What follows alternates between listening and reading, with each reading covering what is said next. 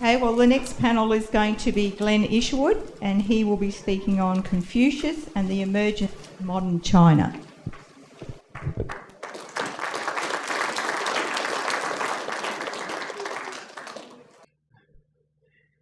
All right, so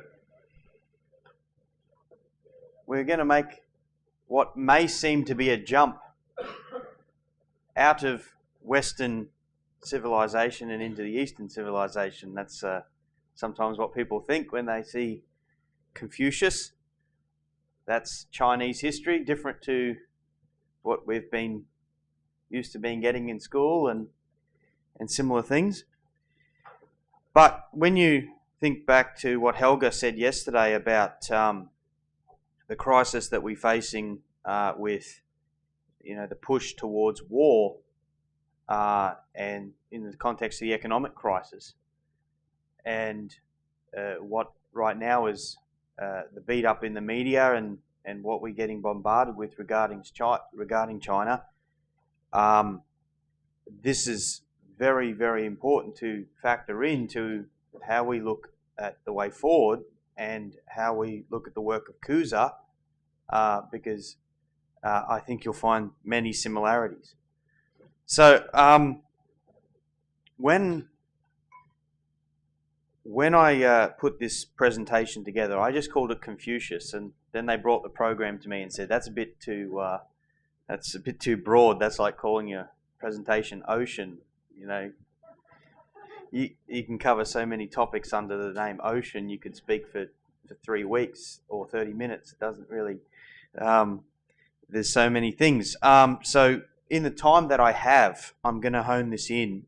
Part of it will be introductory, because I'm sure a lot of people have not ever looked at the work of Confucius, but this serves as an introduction. But also I want to look at how Confucius's ideas are the similarities, the striking similarities to Western Christian ideas and principles.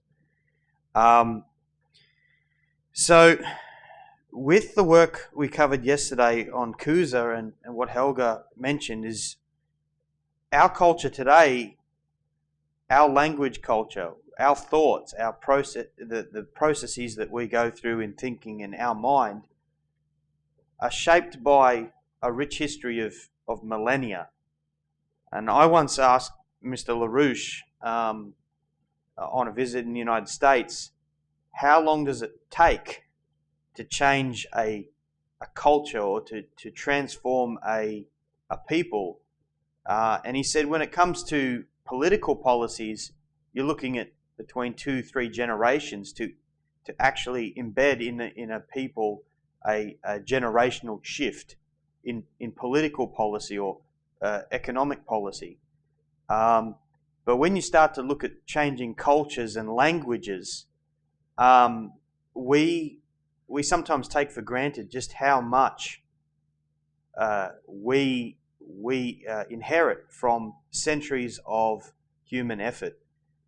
We, in a sense, today are living the fruits of CUSA's work, of Leonardo da Vinci's work, of Christ's work, but also even in ourselves, there's a bit of Confucius. We might not even realise that that's the case. Now, we have this incredibly rich history of the emergence of the Christian Renaissance and what happened in Europe, but let's have a look at what we've got in the West today. Next slide, Ben. Now, those who are familiar with the New Citizen productions, not the most recent, but the 2 before, we've had detailed reports on the policies of containing China, the Asia Pivot Doctrine of Obama, the shift towards a militarization and a containing of China. And the figure at the center of what we looked at was Hugh White. Now, we in the West today are not too bright when it comes to understanding cultures. Not really. For the last 2 centuries, our schools and our universities have been indoctrinating our brightest minds into applying a policy in international relations called geopolitics. And they even have a new subset of this thing called geopolitics called geostrategy. The bottom line of this worldview is that population is increasing, resources are finite, scarcity of resources means nations will seek to expand their territory.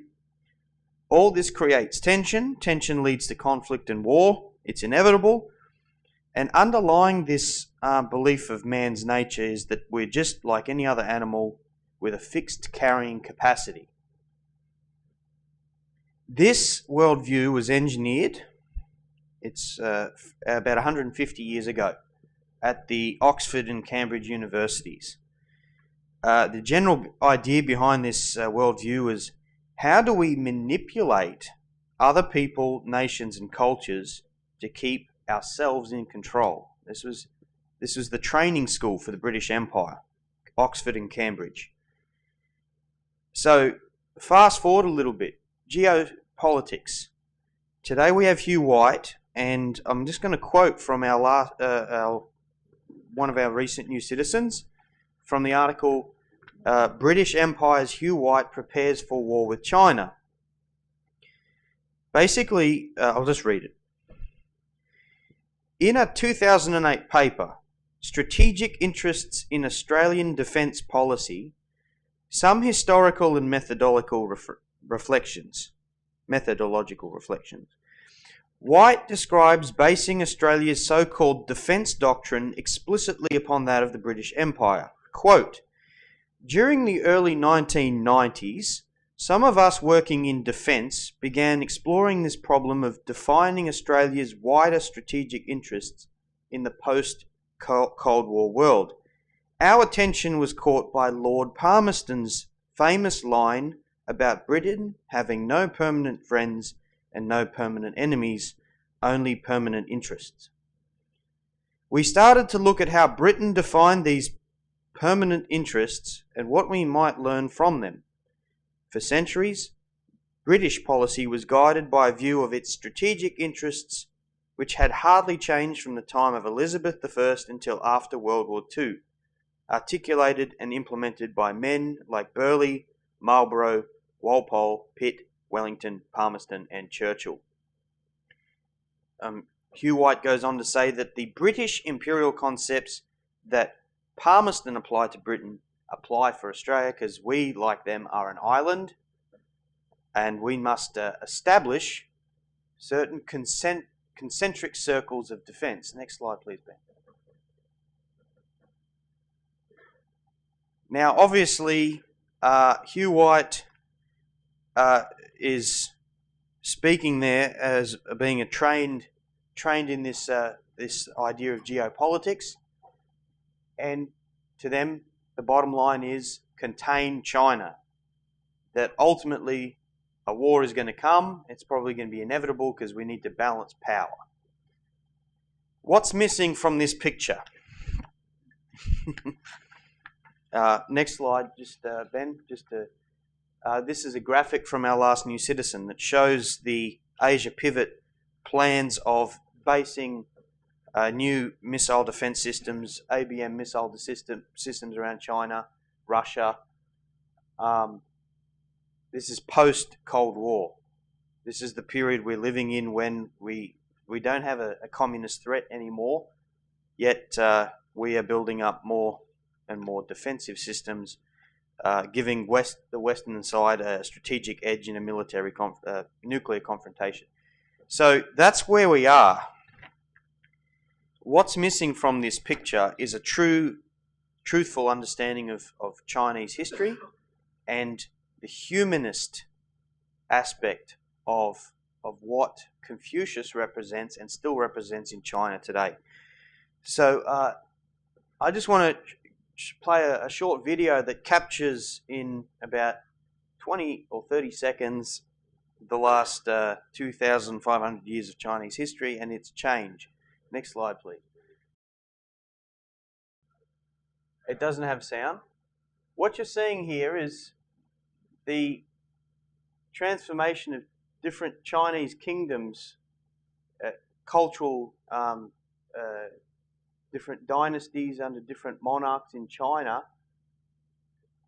for the period from about 500 BC up to the present day. If you want to play it one more time for people, Ben.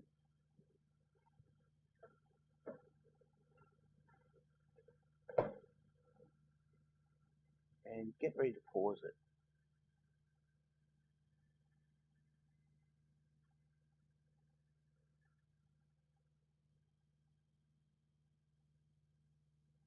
Pause it now. Thank you. We're going to look at this period of Chinese history. This is the Song dynasty, the southern part of the Chinese territory here. This was a period of Chinese history which is a Neo-Confucian Renaissance. This was the high point of Chinese civilization.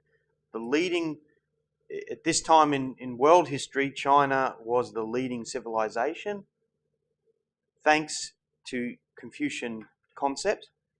And the population of the Song dynasty in this period was 119 million people. This is about 1100 AD. And that doesn't happen by accident, as I'll come to in a minute. That was about approximately 1/5 or 1/4 of the world's population at that time. So the Song dynasty, you had a lot of merchants come from Europe and remark that this just blew them away. It just totally baffled them that this was possible. So the question is, how did this happen? Because this, in a sense, came before the Christian Renaissance of the 1400s and represents a huge part of world history. Next slide, please, Ben. So here are the three leading scholars of Confucian thought in China. Confucius, who lived from 550 BC to 479 BC. Mencius, 370 BC to 300 BC, and much later in the Song Neo-Confucian period, Zuzi, 1130 to 1200 AD.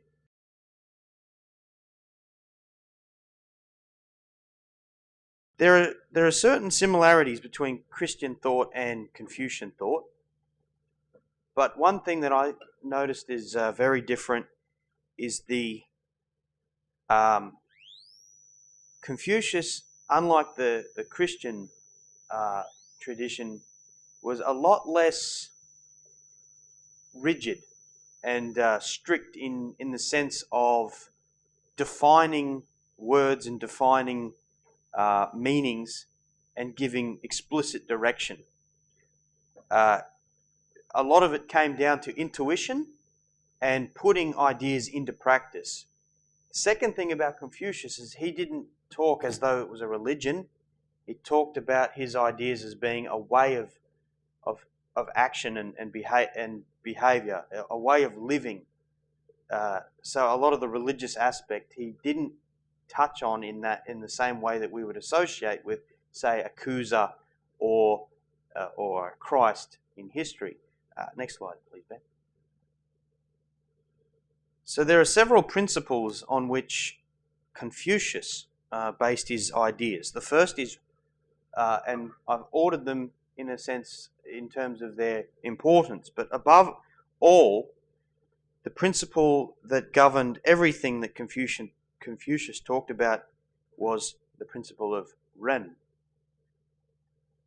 Now, Ren is hard to translate into English, and it's also hard because Confucius never actually gave a strict definition. But we can translate this principle into a few different words. Next slide. It generally falls down to something of the idea of humanity, benevolence, empathy, selflessness, and agapic love of humanity. But this principle of love for humanity doesn't work on its own. It requires something else. Two other things that Confucius focused on, Yi and Li. Yi being the idea of righteousness, justice, morals, morality. And I added this one because I think the parallel is so striking. Plato's idea of the good. That above everything there is a principle of the good, and that is echoed in Confucius's ideas. And then this one, Li, which is a tough one to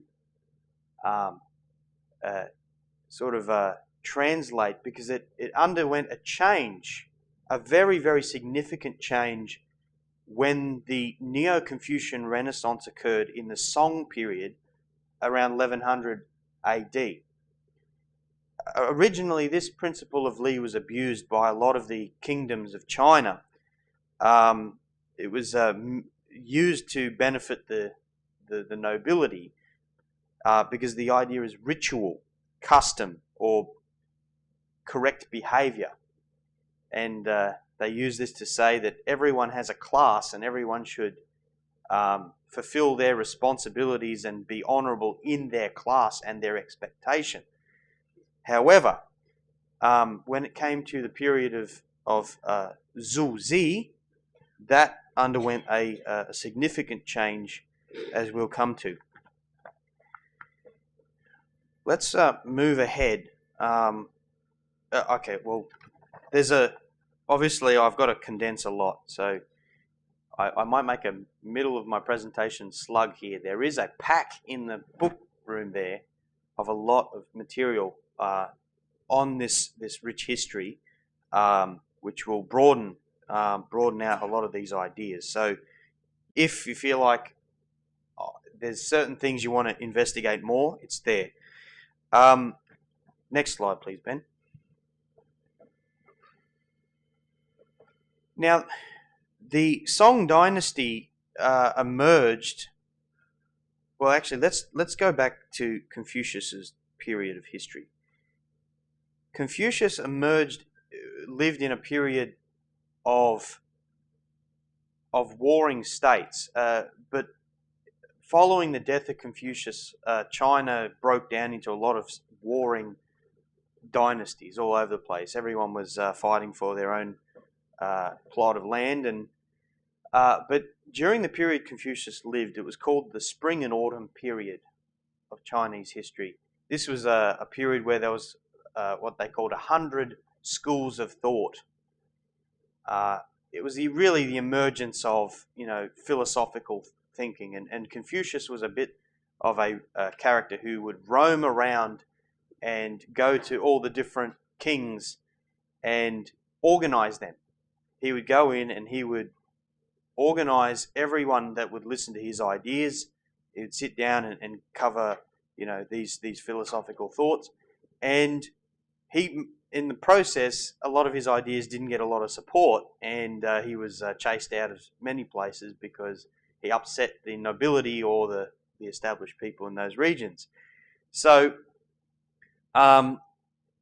this period, when he died, China erupted into a lot of warring states, and then along came the Qin dynasty shortly after Confucius, and this unified China, this Qin dynasty, but under a system called legalism. And legalism has a lot in common with the Western school of thought of Aristotle. Legalism holds that everything that the emperor does, whether it is right, no matter what it is. The king or the emperor is unquestionable, and his rule and his decisions are the order of the day. It's a system based on strict legal rules, and if you break those rules, not only you but your whole family would be executed, and possibly your whole village and every generation following. So under the Qin dynasty, they unified China by getting rid of as many other schools of thought as possible, and part of this was burning all the Confucian books, and there's also it's believed that I think it's 460 Confucian scholars were also executed during the Qin dynasty to make way for this legalism system based on a tyranny. Some of you may know the history of the Greek state of Sparta, but Sparta had no poets and was not. Everyone was the same, and a lot of the creative aspects of society, there was no individual freedoms. Everyone was a bit of like a cog in a wheel. Well, that was the Qin dynasty, and under that period, Confucian thought still existed, but it was being massively undermined. So, if you fast forward through that period, you had Mencius about 4 or 5 generations after Confucius was alive, and he put a lot of his work into writing, and it stumbled along, but a lot of Confucius's ideas were only applied to the nobility or the ruling class or the government and the government management of society. They didn't apply it to the everyday person. This is the crucial change that occurred during the Song Dynasty Renaissance of 1100 AD. And what happened in this period was Zhu Zi came along and reinterpreted 4 works of Confucian writings, and they're the ones up on the screen here. Confucian Analects, Doctrine of the Mean, Great Learning, and the Mencius. That's a book under the name Mencius. So next slide, please, Ben. And you might find, I'm just going to read some of the excerpts from these works. I don't want to say too much. I really want to just capture some of the things that are said in these, and you'll obviously see the resemblance to other things that you've already seen. This is from the Confucian Analects. If a man take no thought about what is distant, he will find sorrow near at hand. When a man is not in the habit of saying, "What shall I think of this? What shall I think of this?" I can indeed do nothing with him. The superior man dislikes the thought of his name not being mentioned after his death. One of Confucius's students asked him, Sei Kung, "Is there one word which may serve as a rule of practice for all one's life?" Confucius said, "Is not reciprocity such a word? What you do not want done to yourself, do not do to others." The object of the superior man is truth. Food is not his object. There is ploughing, even in that there is sometimes want. So with learning, emolument may be found in it. The superior man is anxious lest he should not get truth. He is not anxious lest poverty should come upon him. Again, Confucius's students asks, suppose the case of a man extensively conferring benefits on the people and able to assist all. What would you say of him? Might he be called perfectly virtuous? Confucius said, why speak only of virtue in connection with him? Must he not have the qualities of a sage? Now the man of perfect virtue, wishing to be established himself, seeks also to establish others.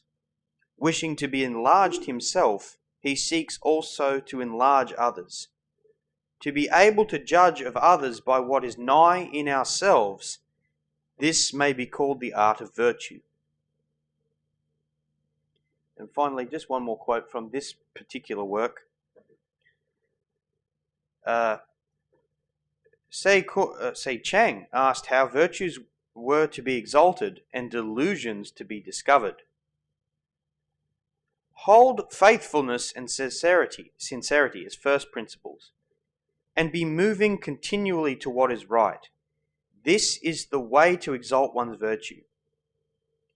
You love a man and wish him to live. You hate him and wish him to die. Having wished him to live, you also wish him to die. This is a case of delusion. Now, just think about that for a second. If you love humanity, you wish it to live and to prosper and grow.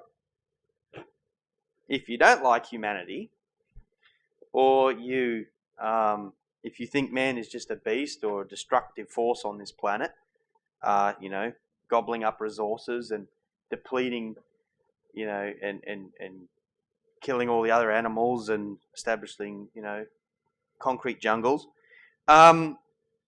then this is the dichotomy, and you now start to see on what level this question of humanism is a bridge on the question of when it comes to international relations.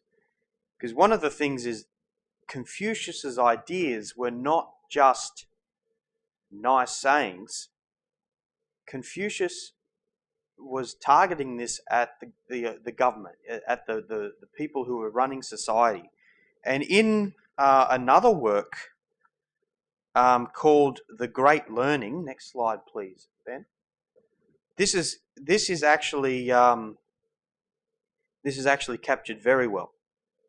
This is from the very beginning of this work, and the role of Zhu Zi in this Song Dynasty period was to reinterpret these ideas to bring them to the individual. What the Great Learning teaches is to illustrate illustrious virtue, to renovate the people, and to rest in the highest excellence. This beginning of this work was reinterpreted by Zhu Zi to emphasize the point that the nature of man is fundamentally good. When you compare this to the doctrine of legalism that was the conflicting thought in China,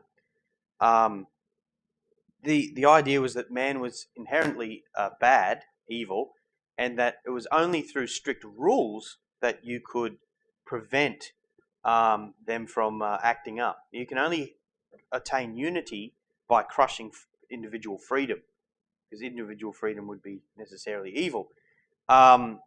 So what he did here is he established that every man is fundamentally good, and it's through knowledge and through the renovation of the people that they can rise to the highest excellence. The ancients who wished to illustrate illustrious virtue throughout the kingdom first ordered well their own states. Wishing order to order well their states, they first regulated their families.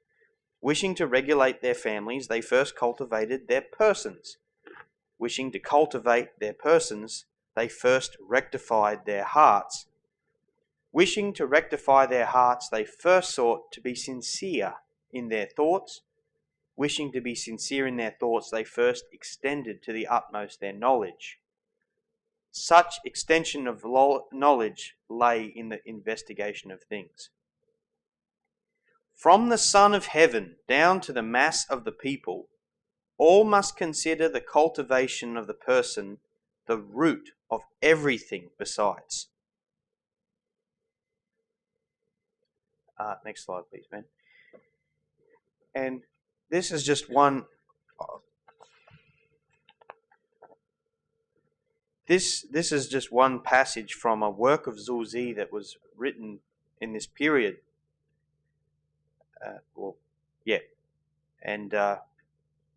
It reads, "It is man alone who receives the material forces in their highest excellence, and therefore he is most intelligent. His physical form appears, and his spirit develops consciousness.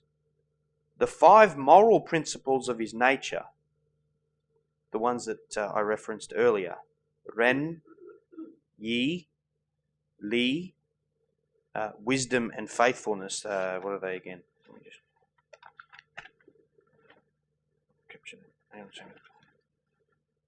Zi and Zong. These 5 moral principles are aroused by and react to the external world and engage in activity. Good and evil are distinguished and human affairs take place. The sage, or the enlightened in society, settle these affairs by the principle of the mean, correctness, humanity, and righteousness. For the way of the sage is none other than these four, regarding tranquility as fundamental. Thus he establishes himself as the ultimate standard for man. Hence the character of the sage is identical with that of heaven and earth. His brilliancy is identical with that of the sun and moon. His order is identical with that of the four seasons, and his good and evil fortunes are identical with those of spiritual beings. So mankind, through perfecting this question of, by pursuing these moral principles of humanity, righteousness, wisdom, faithfulness, and propriety, honor, and integrity, approaches, is in conformity with the principles that govern the universe, and this question of principle. But what is striking is about Confucius's work is with Ren, he never considered this to be just a simple formality. You have to, it's the action that is required. And many people asked him, what is Ren? And he would give examples of actions to take place. So in a sense, this question of loving humanity is not just a feeling state, it is putting it into action at every level, whether it's a government or, in treating your fellow man. And it's the question of selflessness.